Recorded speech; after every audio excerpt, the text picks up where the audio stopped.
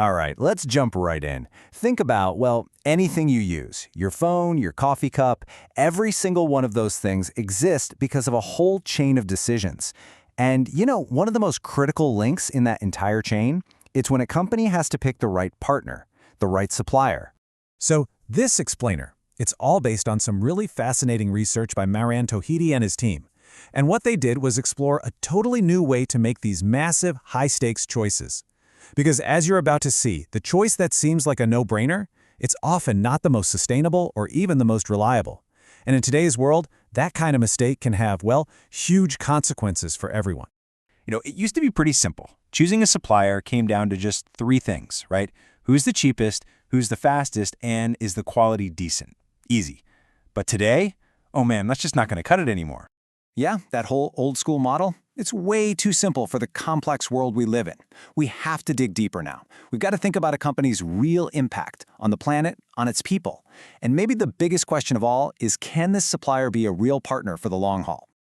So the researchers break this whole modern decision down into four key areas. First, you've got the classic stuff, the economics, right? The bottom line. Then you layer on social responsibility and environmental impact. But it's this last one, this fourth one, is the real game changer. They call it supplier life value, or SLV, and it is a massive shift in thinking. It's moving away from just asking, hey, what can you do for me right now? And instead asking, what can we build together over the next 10 years? We're talking loyalty, collaboration, real shared potential. Okay, but this brings up a huge problem, doesn't it? I mean, how on earth do you measure that? How do you stick a number on something like loyalty or willingness to collaborate? These are gut feelings, right? They're fuzzy, human judgments. And that's really the heart of the issue. So an expert says a supplier's quality is good. What does good even mean?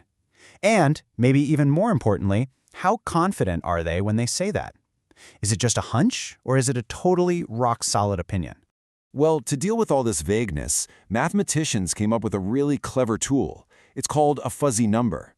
Basically, it's a way to take a word like good or high and turn it into a mathematical range of possibilities. It gives us a place to start. But the researchers in this paper use something even better. It's called a Z-number. Think of it like a huge upgrade to the fuzzy number. A Z-number actually captures two things. First, that fuzzy idea, but second, and this is key, how reliable or certain that information is.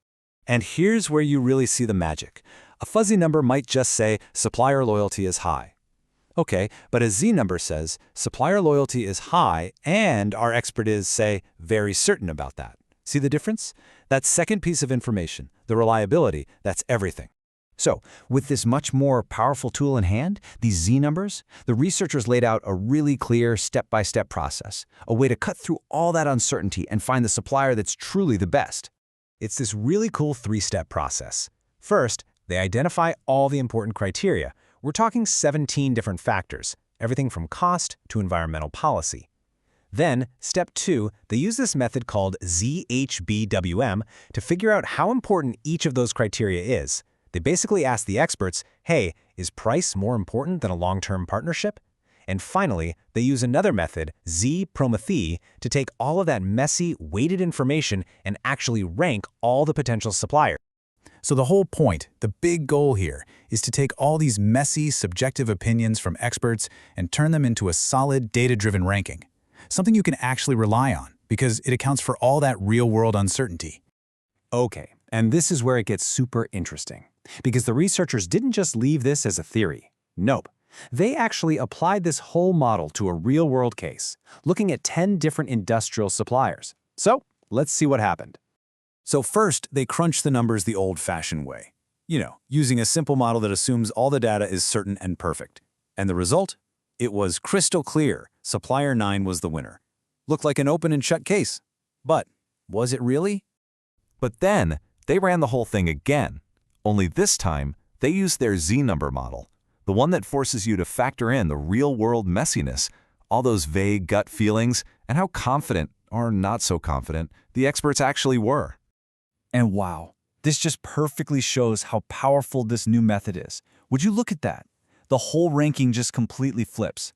That obvious winner, Supplier 9, it drops down to second place. and a totally different supplier emerges as the new number one. Supplier 4, that's the new number one choice. It wasn't the frontrunner with the simple data, not at all, but once you actually take uncertainty seriously, it turns out to be the most robust, the most reliable partner of the bunch.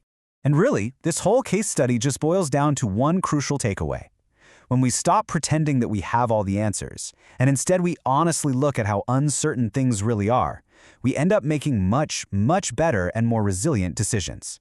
And look, this is about so much more than just supply chains and factories. What we're really talking about here is a new way to think about any complex choice we have to make, whether it's in business or just in our lives. Anytime gut feelings and expert opinions are part of the mix.